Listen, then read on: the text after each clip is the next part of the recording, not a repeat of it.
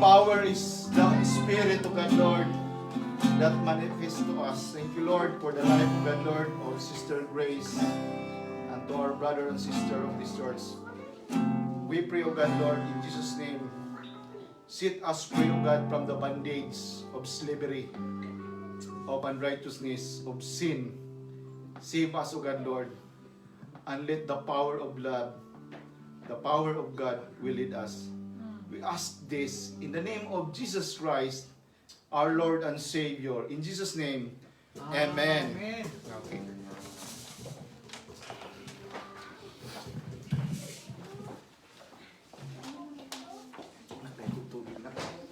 Ikaw lang mag-start. Ako na, start ko na. Tapos na. Start na. I-start ka na. Oh, tapos na. Ah, start mo na pala Start yan. na. Clear ba na? Okay. Nakadiya. Hello. Thank you for this morning. Father God, we ask your wisdom and knowledge and the power and the help of the Holy Spirit to napaintindihan namin, O God, Lord, as we share your words, as we share your gospel. And this is your word, Father, and this is, we consider it a food, pagkain. Gusto namin, O God, Lord, we are hungry, O God, Lord. We need this food to survive. We need your word to sustain. We need your word for salvation. Father God, give us understanding and wisdom. The word is like a sword that penetrates between spirit and soul. We can understand spiritual, we can understand soulish, and we can distinguish which is life, O God. Thank you, Lord. Help us to do your will. In Jesus' name we pray. Amen.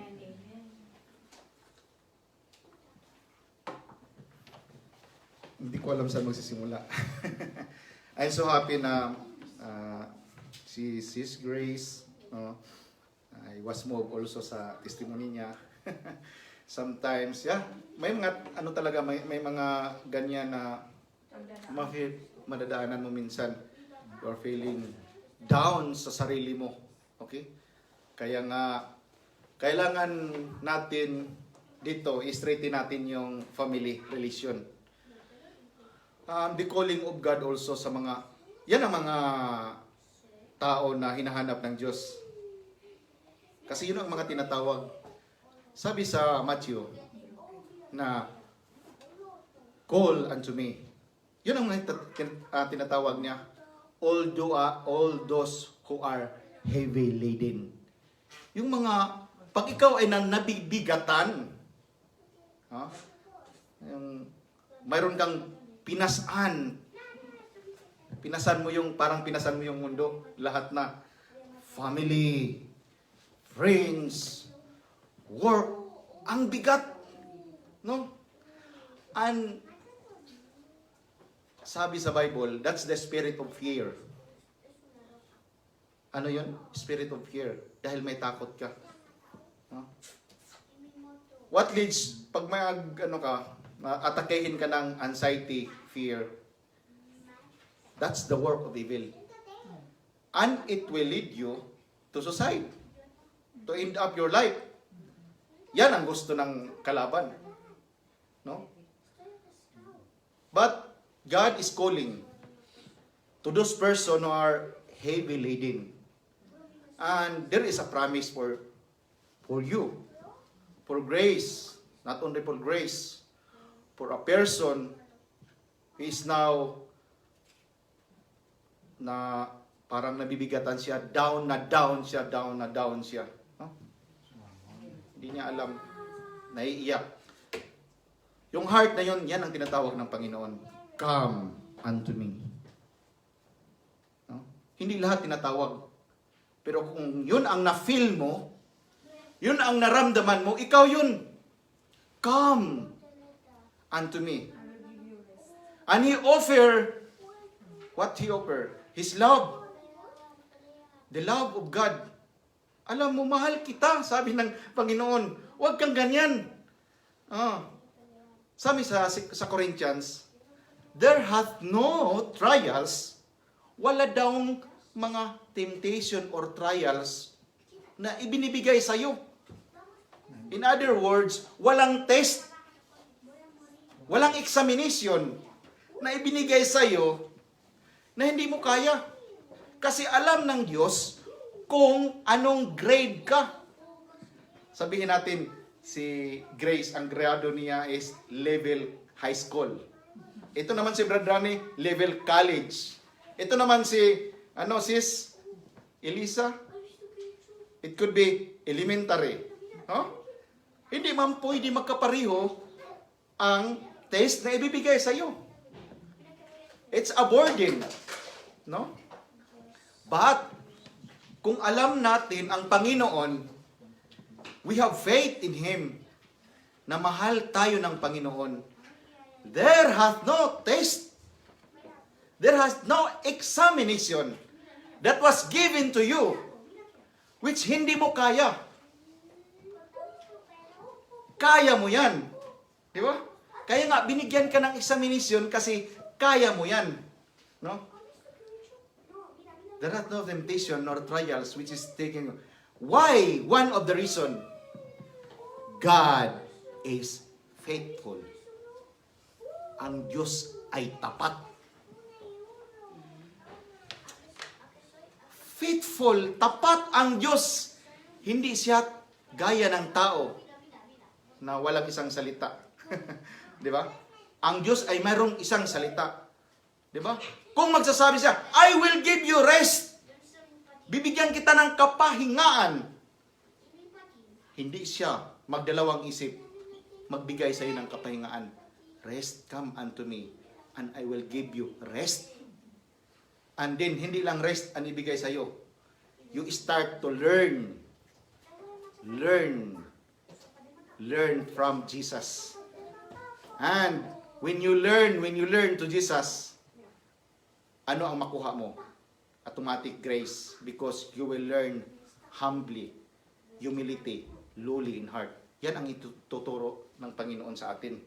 The Spirit, the power of God, lead us on, no? In the power of His love. Kaya nga, wag natin ibaliwala ang pagmamahal ng Panginoon sa atin. Yun ang rason. God is faithful. Ang Diyos ay tapat. Unjust. Ano ang sinabi sa hustisya ang Diyos? Makatarungan. No? Hindi makatarungan ang Diyos na nagbibigay, kung nagbinigyan ka ng problema, pamilya man yun, wala kang trabaho, hindi makatarungan para sa Kanya na pag lumapit ka sa Kanya, hindi ka bibigyan. That is injustice. Di ba? He is just and mercy. Alam mo, ang mercy of God is endureth forever. Kaya I realize, mga kapatid, sabi ko, sa pagtuturo ko, no, buti na lang mayroong mercy and grace. Kasi I just imagine, mga kapatid, every time na magkasala ako, tapos mayroon tayong mga kasalanan na hindi nakikita sa mga directly sa ibang tao. How about if God, dahil nagkasala ka, hindi papatayin ka na diretso? Di ba? Or dahil nagkamali ka, directly maramdaman mo na yung sunlight ay hindi na iilaw sa iyo. Di ba? Bakit ganon? Na ang mga tao ngayon, kahit nag-iisip ng evilness, still nakapag-inom sila ng tubig galing sa itaas. Bakit? That is because of His mercy. Di ba? Mayroon kang ginagawa na kalukuhan. Di ba? Bakit hindi ka pinapatay diretso? Di ba? That is because of His mercy.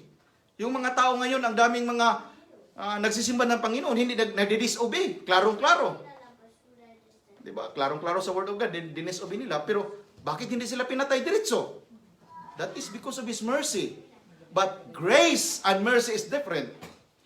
Grace, yun ang tutulong sa atin in the time of need. Tutulong lang ang grace, lalabas lang ang grace, makuha mo lang yung grace pag we can learn from Him. Learning is a word, it's just like education. Anong ibig sabihin? Mag-start tayo from grade 1, grade 2. We have to learn from Him. No? Kaya, thanks the Lord sa grace, sa tulong, no? Kailangan natin mercy and grace. No? Pasalamatan niya natin palagi. No? Kailangan natin mercy, grace. Yun ang makapagligtas sa atin. No? Sin will not be master over us. Do you consider, mga kapatid, na worriness, depression, and anxiety is a sin? Yes? Yes. Walking in the Spirit. Ne? Kasi the commandments is that rejoice in the Lord. Always. Always nga. 24/7. Lord, bakit hindi ako masaya? Denise, obi mo. What's the problem? Ano ang problema sa tao pag hindi masaya? Number 1, makikita ko. Para sa akin, I can say, bakit hindi ako masaya? It's a lack of faith. Ang dami natin pwedeng problema. It can be pagkain, it can be clothes. Diba? But the Bible says it clearly, na why you worry about food, why you worry about clothes. Yeah? The body is important than clothes. Mas pasalamatan mo, mayroon kang katawan, no? Why you worry about food? No? Mismo nga ang ibon na lumilipad, na walang mga inasahin nila ng mga trabaho, hindi sila nagtatanim, but still God provide them for His purpose. How much more to us? And God wants us to be a man of God. God wants us to be His children.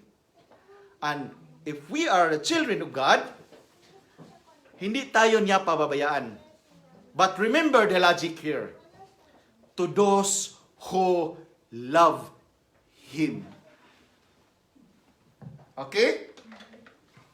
Pwede lang natin yung maklaim yung mga promise ni God if naka-address sa pangalan mo.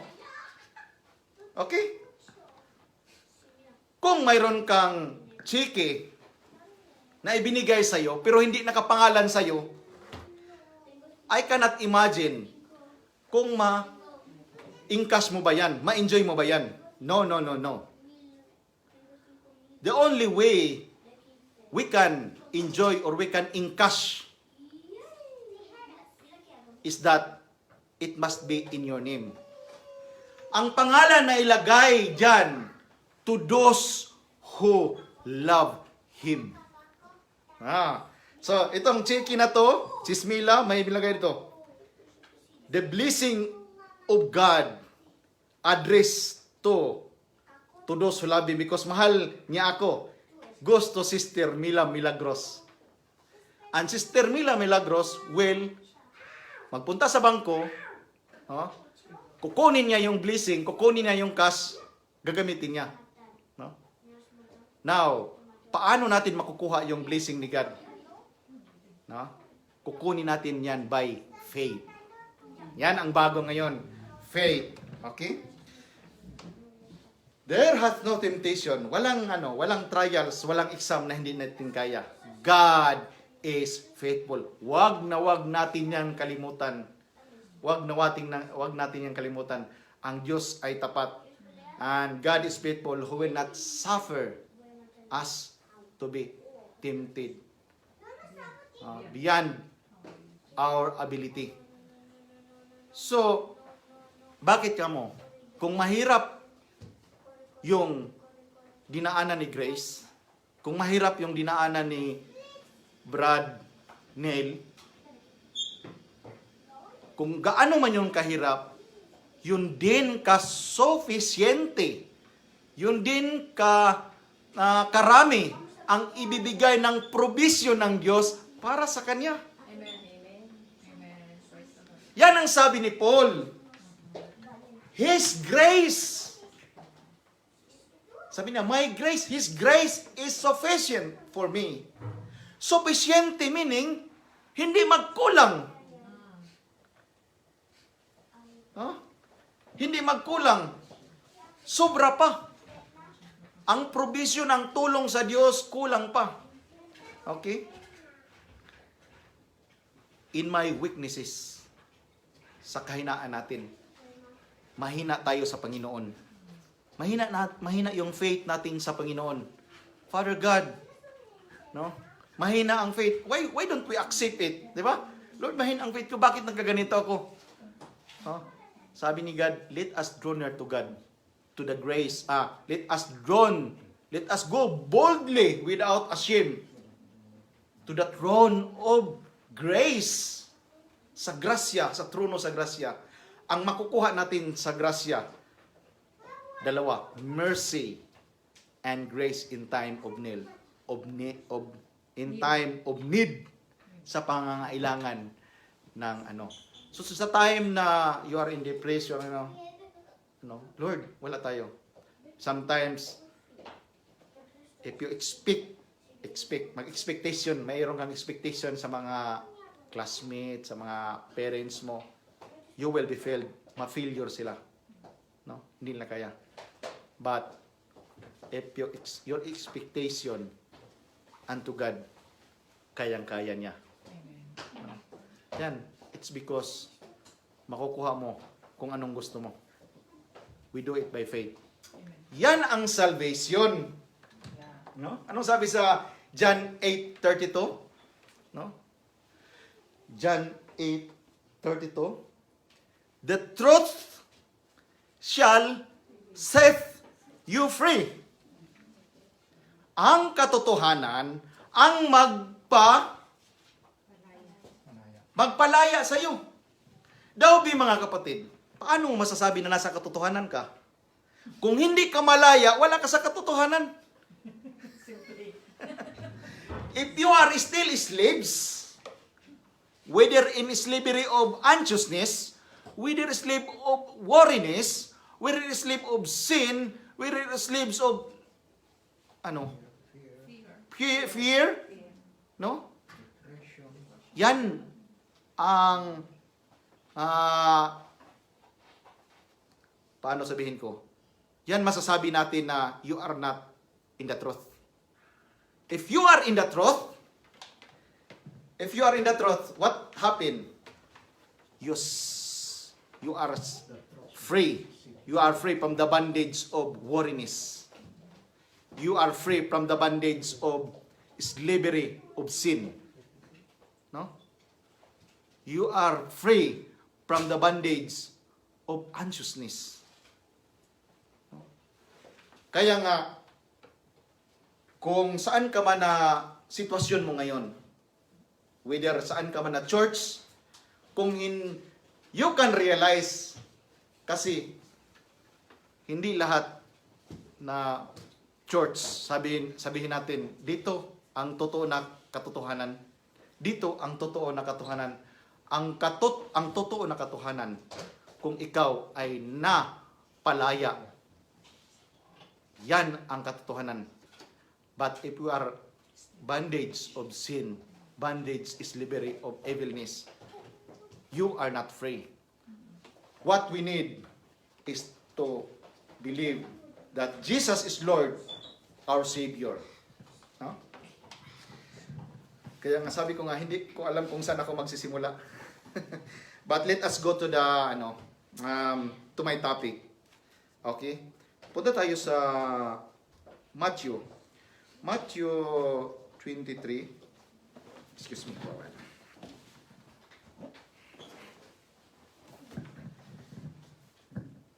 Matthew 23. In connection sa sinasabi ko last Sunday, meron tayong matutunan ngayon. Punta tayo sa Matthew 23 verse 13 daw tayo magsimula. So, let's go to the study. Yung kanina, encouragement ko lang yun na. May tinatawag dito, but a curse is in you, scribes and Pharisees, false one, meaning false one. Hindi totoo. Piki, hindi totoo. False one. Hypocrites. Hypocrites meaning false one, actor. So kumbaga, you are in action, but it's not the true life. Nag-a-act ka lang. No? And, sinasabi niya dito sa mga tao, it can be scribes and Pharisees. Because you are shutting, you are closing, you shut up the kingdom of heaven against men, against people. For you do not go in yourselves. Number one, the reason why, go in yourselves, and those who are going in, you keep back. Okay? Punta ko sa another translation. Isa-isahin natin to. Matthew 13. Matthew 23, verse 13. Maganda yung, tingin din kayo sa yung, let us enjoy in studying the Word of God. No? Kasi, halimbawa, pagkakain tayo ng mga pagkain na masarap, gusto ko itong malalaman kung paano, mga recipe, di ba? Kailangan, punta ka sa kusina, i-actual mo. Titingin kung pwede ka lang harapan ka, makikita mo. Ganon din. So, kukuha din, ganon din, tayo ka-interesting sa food in spiritual. Tingin tayo ng Bible. Yes, that's, one also of the indication that we are born again. Kasi pag born again ka, ikaw ay nauuhaw, naghahanap ng pagkain. No? Hindi ka, iiyak ka. Kailangan mo mabuhay, kailangan mong sumasakit yung tiyan mo. Iiyak ka, kailangan hanap ka ng pagkain. So saan natin makikita ang Word of God? No? Kay Jesus Christ. And who can help us? It's the Word of God in the Bible. Okay? Verse 13. Sabi na. Dito, mayroon din dito. Bale? Woe to you, teachers of the Pharisees, you hypocrites. You shut the door of the kingdom of heaven in people's faces. Number one, you yourselves do not enter. Kasi ikaw, hindi ka nakapasok. Napaka-importante itong paano papasok sa kaharian ng Diyos. Kasi ito din ang solusyon paano tayo maging masaya. Kasi in His kingdom, there is fullness of joy in His presence. The kingdom of God is not only party, it's not only advertisement, but it is a righteousness of God, number one. And second is peace. And number three is joy. Romans, nagsasabi yan. Ito yung pinaka-perfect na yun na dapat intindihin natin. And it's scriptural. Hindi ako nagsasabi sa sarili ko lang interpretation. Napakaganda itong malalaman natin. Kasi, may mga tao pala, itong mga Pharisees, may kaalaman sa Word of God. Pero they are shutting. They are close. Ito yung mga naghindrance. No? Paano nila kino-close na hindi sila daw nakapunta sa kaharian ng Diyos, hindi sila naka-enter sa kaharian ng Diyos. Number one, why? Dito lang ako sa verse titingin. Because, for ye enter not in yourselves. Mismo sa sarili nila, hindi sila nakapasok. Ibig sabihin, mali yung pinapasukan. Mayroon man silang pinapasukan, pero mali. Paano yun masabi na mali? No? Hindi sila nakapasok. Kasi, the kingdom of God, number one is righteousness. Ang ibig sabihin sa righteousness is ang katuwiran, ang tamang daan. Okay? Sabi niya, what reserves... Okay.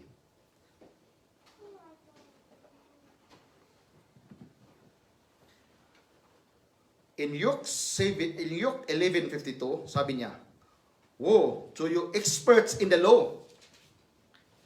Experts of the law. May kaalaman sa batas ni Moses. I can say, batas sa mga Old Testament. Thou shalt not kill, honor your father and mother, thou shalt not steal. Yan, mga batas yan, di ba? Ang dami. 10 Commandments. Okay? Because you have taken away decay knowledge, you yourself have not entered, and you have hindered those who entering. Mayroong dalawa dito na reason. Ikaw mismo, paano ka hindi ka naka-enter sa kaharian ng Diyos? Pangalawa, hinadlangan mo pa yung tao na papasok sa kaharian ng Diyos. Paano yun nangyari? Okay? Number 1, tingnan natin. Because of self-righteous. Hello. Self-righteous. Okay? Ang mga tao dati, mahirap sa kanila makapasok. Let's go to the Romans 9. Romans 9:30 to 31. Hindi sila nakapasok sa kaharian sa Diyos. Ano kaya ang rason? So, we can study in this statement, paano sila hindi nakapasok. Matthew 9. Romans 9:30. Romans 9:30, 31, 32. What shall we say that the Gentiles who did not pursue righteousness, yung mga tao na hindi nag-pursue sa katuwiran, have obtained it. But a righteousness that is by faith. Okay? But the people of Israel who pursue the law, yung mga tao na gusto nila maitupad ang batas as the way of righteousness, have not attained their goal. Hindi sila nakaabot. Okay? Why not? Verse 32. Because they pursued it not by faith, but as if it were by works. By works.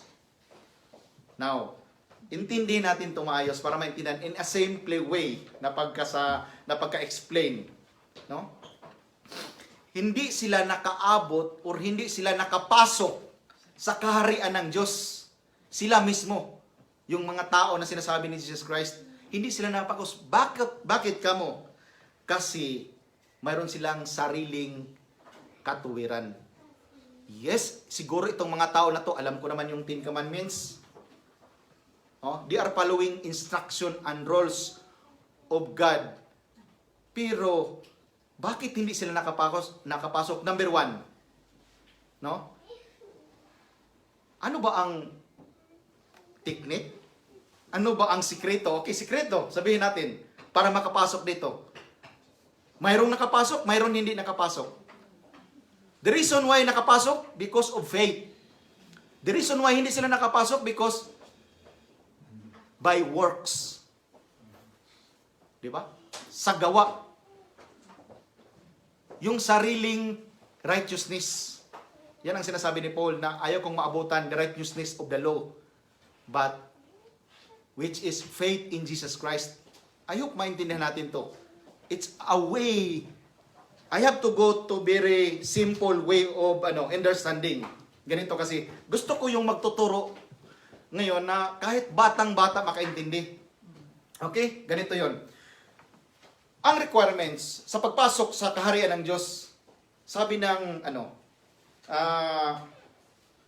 Matthew, na you must be a heart of a baby. A babe. Okay? You must be a heart of a babe. Baby. Yung bata kasi, anong makita mo dyan? Confident sa daddy niya. Confident sa tat niya. Total trust. Okay? Yung sa kanila kasi, yung may sarili silang kakayahan sa sarili. Yung hindi. So, what happened is that the kids, yung maliit na bata, mayroon ng paniniwala, mayroong trust. Yun ang entrance. Yun ang attitude na sinasabi na ni God, yung mga bata malapit sa Kanya. No? Unless you become a little child, you cannot enter the kingdom of heaven. Okay? Nagets natin? So, Ano ang mayroon sa kids? Ano ang mayroon sa little child? The belief of his father. It means the faith, yung total confidence na hindi siya mabuhay kung wala ang ama. Nagets natin? So, papasok ka dahil nakita mo yung pagmamahal ng ama. Yan din ang response natin. Kaya nga, napaka-comfortable mo. Lord, salamat. Kaya nga ako, panay talaga ako nagpapasalamat. Lord, grabe ang pagmamahal mo sa amin, sa akin. Yung hindi ko pa naintindihan masyado ang pagmamahal ng Diyos, hindi ko pa na dig deeper kung gaano ako kamahal ng Diyos. Hindi ko medyo, I can say, yung pagmamahal ko sa pamilya is malayo din. Now, na-understand na yung love ni Father God, yung love ni Jesus Christ abounds in my life, do it abundantly, that leads me to love more to my wife and to my children. Yun ang nakapadala sa akin na mahalin ko sila. It's not because of some reason. The reason is that the love of God that kung gaano niya ako nga mahal, gaano niya ako sinasave, yun ang naipakita ko sa pamilya ko as well sa ibang tao. Yun ang root of love, no? Na makukuha natin. Napunta ako dito sa love. I just imagine the love of Christ that leads unto death. Imagine. It's the love that leads unto death. Imagine yan. Na wala siyang pakialam. Yung mga ashim, yung mga, paano yung Tagalog, yung nakakahiya. Di ba? Sometimes mapahiya ka. Mahiya ka, but never mind. Sabi ni Jesus, I never mind. I disregard my disciple. Yung dapat mahiya ako, pero I disregard it. I look to my goal. I look to my aim. What is your aim? What is our aim? Ano yung aim natin? No? Our aim, kung ano yung love ni Christ to His Father, yun din dapat maintindihan natin. And it will leads from our inner heart, it will share to others. No? Now, so, faith, ito na. Mga kapatid, last Sunday si Brad Rane is talking about faith. And I try to explain the words faith and belief in a very simple way. Para maintindihan natin.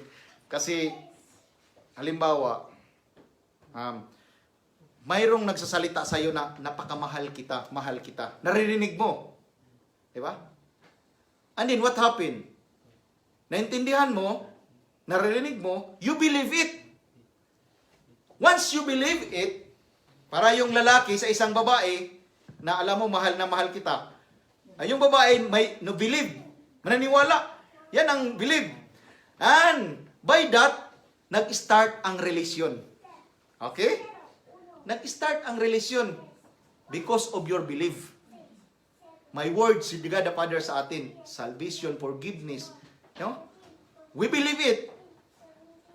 And then, it will lead, kung ano yung belief natin, yung paniniwala natin, it will lead us faith. Kaya nga, humantong kayo sa magkaasawa, magkarelasyon bilang mag-asawa. Sa time na ikaw ay magkaroon ng asawa at saka husband and wife, it's not believe only. You have faith. Ang faith mo, pananampalataya kung anong mayroon sa husband mo, ikaw, mayroon kang 100 euros, ang husband mo ay milyonaryo, yung milyon ng husband mo, at saka yung hundreds mo, maging isa na. Anong rason bakit makuha mo yung magkaisa kayo? That's because of your faith. Yun ang paniniwala natin. Brother Rani, illustrate how faith works. Paano ang faith? Faith is facing towards God. God promised blessing. Ano yung mga blessing? Pag sinasabi kasi blessing, napakasarap. Kasi we are expect something for ourselves. Gano'n na. No? Let us be scriptural. Kasi mahirap na. When it comes sa blessing, the blessed, sabi ng Ephesians 1:3, blessed be to God who gave you blessing. Blessed be to God who gave us spiritual blessing, which is in Christ Jesus. So, napaka klaro mga kapatid na ang binigay ng Ama natin na blessing is spiritual blessing. Amen. At makukuha natin yon kay Jesus Christ. Amen.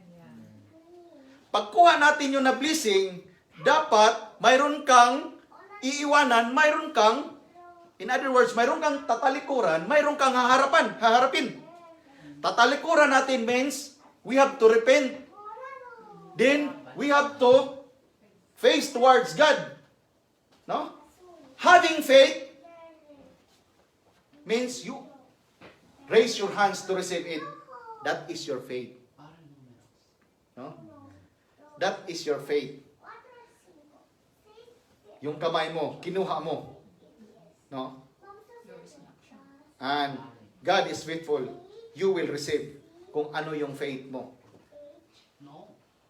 Number 1, ano ang ma-receive natin? The forgiveness of sin. D, set free from the bondage of slavery. Of wariness. Slaves from the bondage of poverty. Poverty? Yes. Poverty. Mahirap. Yeah. Try, I want to acknowledge kay Mama Lynn, sa mama ni Joyce. I hope si Mama Lynn watching. She's now in bedridden. But I keep on encourage her na may plano ang Diyos. And one of the church sa Butuan, isang Baptist. Bakit makikita ko magbisita sila doon? So yun ang mga makikita mo na bakit sometimes na hinayaan ng Panginoon na mangyari ganyan sa pamilya namin para din malalaman kung sino yung totoo na nagmamahal, no? Nagmamahal sa Panginoon. Kasi dito makikita yung in tribulation, sa mga pigati, sa mga sakit, sa mga kahirapan, no? Ma-prove natin kung gaano ang pagmamahal natin sa Panginoon. No? So, I hope na nagtingin si Mama Lynn.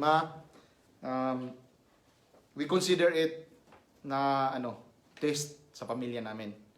No? Then,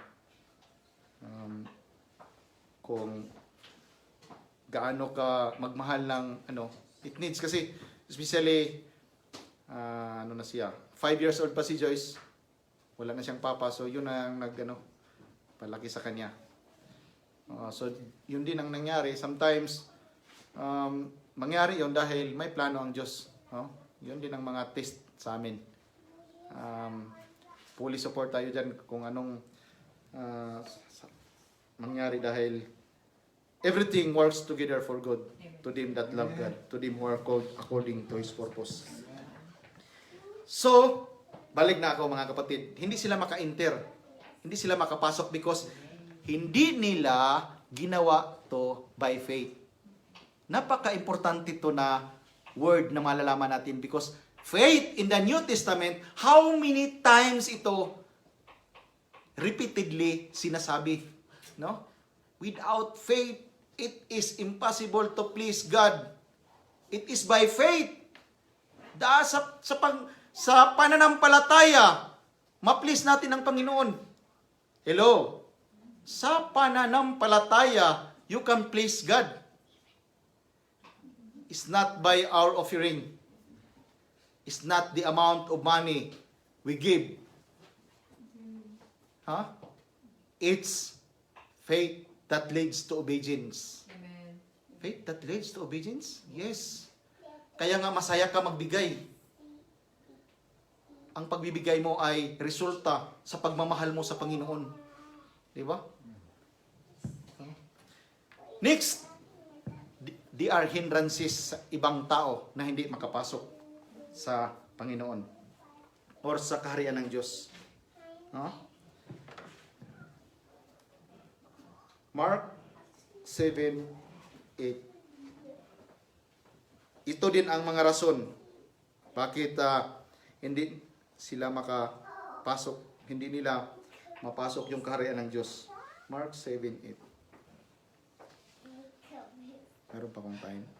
30 minutes, okay. 7.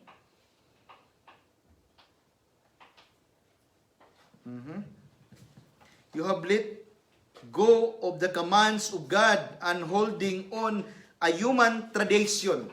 Ito din. Alam mo yung human tradition, yung nakasanayan na. We have not to be deceived, mga kapatid. Kasi kung naririnig lang natin yan sa tao, tapos hindi tayo marunong mag-search kung totoo ba yung sinasabi. No? Kasi ito yung namana ko sa parents ko, ito yung sinasabi, ito yung susundin. No? Hindi tayo ma-deceive. Hindi tayo mayroon tayong freedom na hulungkatin ang ang totoo. Anong sabi ng Bible, di ba? So pag hindi totoo, parang kung if you love the truth, kung anong sinasabi sa Bible na wala sa'yo, you have to correct yourselves. Hindi mo hayaan na magpatuloy ka sa mga tradisyon na mga sinasabi. Okay? Yan. That's why you ignore. No? Dinisregard nila. No? Ang batas, the instruction of Christ, because they have the instruction that comes from their ninuno. Sa mga, di ba? Okay. Matthew 15:9.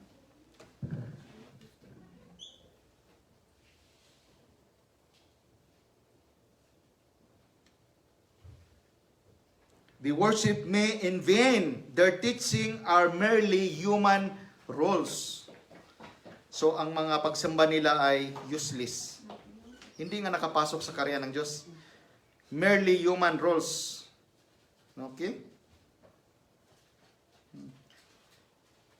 Matthew 29:13. The Lord says, these people come near to me with their mouth, with honor with me with their lips, but their hearts are far from me. Malayo sa Kanya. Their worship of me is based on merely human rules they have been taught.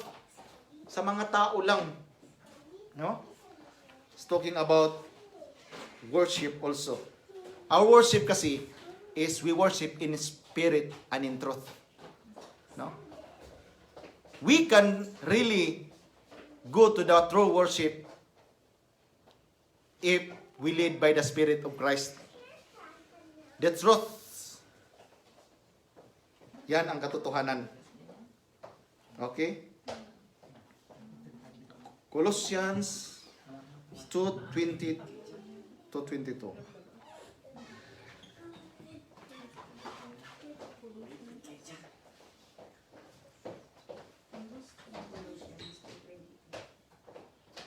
Colossians 2:20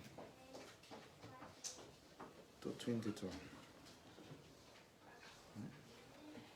Since you died with Christ to the elementary spiritual forces of this world, why, as though you still belong to the world, do you submit to its rules? No? So, instruction of the Old Testament. Do not handle, do not taste, do not touch. These rules have to do with these things, and all destined to perish with use are based on merely human commands and teaching. So, dahil isa na mga rason bakit hindi tayo pasok sa karya ng Diyos. Because mga haka-haka yung mga kaalaman natin. No? It must be in the faith of Jesus Christ. Okay? Now, mayroon din sinabi dito sa verse 16 sa Matthew 23, talks about blind and false. Imagine, bulag at saka siraulo, loko. No? So, ayaw natin matawag ng sira at saka loko. Para malalaman natin, ano ba yung mga tao na mga sinasabi dito ni Jesus Christ na mga bulag? Mayroon silang mga mata, pero hindi nila nakikita. Mayroon silang mga tainga, pero hindi sila nakikinig. Okay? Ang tawag dyan, siraulo or loko. One reason, may mga reason dito. Itong mga pagtuturo na to, halimbawa, about swear, about taking oath. Verse 16 and 17. Matthew, verse 16, chapter 23, verse 16. So ito yung mga woe, ibig sabihin curse, sumpa. You are in a misery. In other words, what is means by curse or woe? Used to express grief, regret, or distress. Nasa distress ka. Itong mga tao na to ay distress. Meaning, a condition of a deep suffering from misfortune. Kumbaga, malas. We don't want na maging malas. Okay? We don't want na maging malas. Affliction or grief. Ang gusto natin is pinagpala or mapalad. Okay? Verse 16. Woe, if you are blind guides, you see, if anyone swear by the temple, it means nothing. It's about swearing. Verse 17. You blind, false, which is greater, the gold, sacred? Or you say, if anyone swear to the altar, it means nothing, but anyone who swear by the gift on the altar is bound by their oath. Anong ibig sabihin? Kasi dati yung mga tao, every now and then, kung para ma-assure, gagawa ng oath. Mag-promise ka nga. Di ba? So yan ang kasabihan na, bakit nahabit nila magsasabi na ganyan? Because they are always in a lie. Huh? But sa atin, ang swearing kasi, let your yes be yes and let our no be no. So hindi na to applied sa atin. Okay? Verse 23. I go to verse 23. Naging blind. Verse 23. Oh. I can say, woe to you. Meaning, kawawa naman kayo. Ha? It means, malas kayo. Ito na lang ang maintindihan natin. Mga malas kayo. Woe to a teacher. Okay? Of the law and Pharisees. Pharisees meaning having their own righteousness. You give tithes. You give tithes. You teach how to tithe. You give tithes. Your spices, mint, dill, and cumin. But you have neglected the more important matters of the law. No? Kasi mostly ngayon pagtuturo, hindi matapos ang pagtuturo kung walang encouragement sa tithes. Mostly talaga. No? Kaya, dito sa Family of God, nag-survive tayo na hindi humingi ng tithes. No? Our survival is that we believe na kung trabaho to sa Diyos, Bahala ng Diyos. Sometimes nga, dumating sa punto na, nagkasala din ako kasi, you have the point na parang, yung tingin ko kasi, bakit ganun ang mga promises? But sometimes, nakorik ako, Lord, no? Hindi ganyan. We have to totally trust sa Panginoon. Then, nakikita ko kung gaano si God nag-work.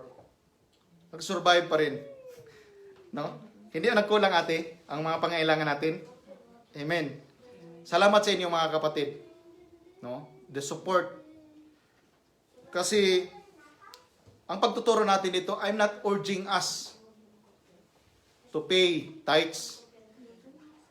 But I urge you to give cheerfully. Diba? Yun ang hinahanap natin. No? All that Jesus taught. No? Whether tithes mo man yun, 20% mo man yun, but the requirements of giving is love. Not 10%. Okay? Dati 10% because tinuturuan tayo paano magbigay. No? Dati dito mga blind sila, tinatawag sila siraulo. Siraulo, mga loko. Kasi ang pagtuturo nila, napaka-stricto sila when it comes sa rules, when it comes sa command. Hoy, tithes. Bakit hindi kayo nagbigay yung mga tanim na nasa kusina, tumutubo? Kailangan, kulang yan, dapat ibigay niyo yun. Yun ang mga pagtuturo nila. Na, feeling stricto sila sa rules. No? Feeling stricto sila sa rules na dapat matupad mo yun. Yun ang importante, matupad natin. Yung tithes, yung mga ganyan. No? But very klaro. Sabi ni Jesus Christ, ganyan ang mga attitude ninyo. No? But you have neglected the more important. Here kasi gusto natin malalaman kung ano yung major at saka yung minor na pagtuturo. Let us not majoring the minor. Kung ano yung major, yun ang i-major natin. Ang pagtuturo dito, sabi niya, the more important matters of the law, number 1, justice. Ibig sabihin, righteousness. Yun dapat ang pinaka-importante. Ano ba yung righteousness? Ito nga ang righteousness. Nasa kaharian ng Diyos yan mo makikita. Ito nga ang requirement sabi sa Matthew 6:33 na hahanapin mo, seek. You have to seek, you have to search, you have to seek. Seek ye first the kingdom of God and His righteousness. Isa to na ipahanap sa atin. The righteousness of God. Na hindi to makukuha kung mayroon kang sariling righteousness. Makukuha lang natin to. The righteousness which is by faith in Christ Jesus. Yun ang sikreto. Huwag nating kalimutan mga kapatid. No?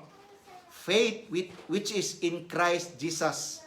Sabi ni Paul, ayaw kong maabutan na mayroon akong sariling righteousness of the law. Kasi following the commandment of 10 commandments is a law of command. Law of command, righteousness of the law. But ang gusto maabutan ni Paul, the righteousness of Christ. Ibig sabihin, yung pagbibigay pala, ang pinaka-importante, the attitude sa pagbibigay. Hindi importante yung amount. Kaya nga nakikita ko sa church dito na konti na lang ang nagbibigay. Kasi kung pinupursiga ko dito ang 10%, alam ko magbibigay kayo. Kasi bakit? Paano ko sabihin? It will lead you, sabihin ko, na magdala ng blessing. Kasi ang pag-iisip nyo kasi business. If you give, the Lord will give you. At saka in-interpret nyo sa financial, tithes. Hindi yan ang pagtuturo natin dito. the more important here sa pagtuturo is righteousness, the way of Jesus Christ in giving. He's the example of giving. He himself, He's gave His life to us. Not only 10%. The life of Christ yung binigay sa atin. Dahil sa pagmamahal sa atin is not only 10%. No? The attitude of giving. Okay? Kaya nga, okay lang. Lord, survive pa rin kami kasi dito, malalaman natin na check natin ang sarili natin. Do I really love God? No? Hindi man yan makikita sa pagbibigay kung anong amount. Makikita natin yon kung gaano tayo kasaya pagbibigay. Ayaw, klarong-klaro to sa atin. Okay? Next is the righteousness of God. Kasi sabi niya dito, napaka-importante. Sabi niya dito, more important matters. It is the important matters. Number 1, the righteousness of God. Number 2, mercy. The mercy of God. Ang awa ng Diyos. Now, ang awa ng Diyos. Kaya yung sinabi ko kanina, pasalamat tayo sa awa ng Diyos. Ang awa ng Diyos ay hindi nagpipili ng tao. Whether you are evil, kahit ikaw masama, kahit ikaw isang rebelde, still God give you sunlight. No? And next is last. Mercy and faithfulness. Faithfulness. Ang katapatan. Faithfulness. Ibig sabihin, ano yung faithfulness? Last na to. Ano yung faithfulness? Anong ibig paano mo masasabi na ikaw ay tapat sa Panginoon? Hala, ito. Paano natin masasabi na tayo ay tapat sa Panginoon? Ito yung proof natin. Kung tapat tayo sa Panginoon, tayo ay lumalakad, walk humbly with God. And one of the example is this. We can learn from Jesus. Humbleness, humility. Yan, makukuha natin how we can faithful. Ano tayo ka-faithful sa Panginoon. So, ito yung mga important matters. Righteousness of God, mercy, and faithfulness. No? Mercy is not only a suggestion. It is a command. Be merciful. Kaya nga Sis Jolicil, pagka-merciful niya, 2 yung pina-empadron niya sa bahay niya. Sabi ko nga, kahit ako, yun ang gagawin ko. Napakaganda, makatulong. Bahala na siya ang Panginoon. Sabi ko, sis, magbayad na lang siguro. No. Dito sa mga kapatiran natin, let us show, ito yung totoo na kapatiran, no? Let us show mercy toward sa mga kapatiran natin. Ito yung totoo sa Christian spiritual brotherhood. Dito natin ipakita yung unang-una, yung pinakamaganda na attitude natin. Okay? And such a time, mga kapatid, nasabi ng Bible, dumating sa punto na mercy triumph over judgment. So ang ang awa ng Diyos, yun ang mapagtibabaw, yun ang magsusurpasis in the time of judgment. Kaya nga, dito, haharap ka na sa Panginoon. Titingnan ang record mo. Dami mo mga ginawa kamalian. Pero mabigat ang ginawa mo. Napaka-unawain mo sa isang tao. Wow! The Bible says, mercy. James, yan, makikita natin in book of James. Mercy, triumph over judgments. Mas mananaig ang awa ng Diyos kaysa dapat i-judge ka pagdating sa time. Huwag natin yung kalimutan. And our faithfulness. We know that God is faithful and just to forgive us our sins. But God wants us to walk in a way of naging faithful tayo. Okay? Actually, yung mga message ko. Wala na sintro sa kung ano-ano. Pero I know na kung ikaw, ang tao ay isang uhaw, ang tao ay isang gutom sa Espiritu, it is the Spirit will help you to understand the deepest na pangangailangan mo. Kung it is the Spirit who revealed sa iyo, sa inyo mismo, kung ikaw ay nag-desire ka, sabi ni David. As the deer, sama isa-isang hayop na siya nauuhaw, naghahanap, no? And God will satisfy us. Okay? Mayroon ba tayong naintindihan today and this morning? Okay. Thank you, Lord. Sa di pa ko mag-end up, mga kapatid, pasalamatan ko yung tumitingin sa atin, medyo madami-dami, isa-isahin ko. Si Brother Edgar, yung dito sa Madrid. Si Kuya Arnold Sinapasiga sa Davao. Ivy Christie is watching. Berhelio Prisas, Pastor. And Raul Ramos is watching. And normally yung kapatid natin na nasa London, si my cousin Raquel, Piri Cortez Raquel is watching. Sis Josie Tunday Escobal sa other country is watching, and regards to you. Atinida Luzon. Atinida, we miss you. Si regards to Atinida. Happy sila Atinida natin, tumitingin ka sa amin din. And my cousin, si Carolina Nasayaw. And Michael Bacquiao, my bro, in college. And my beloved wife. Salamat mga kapatid. And God bless us all. In Jesus' name, amen.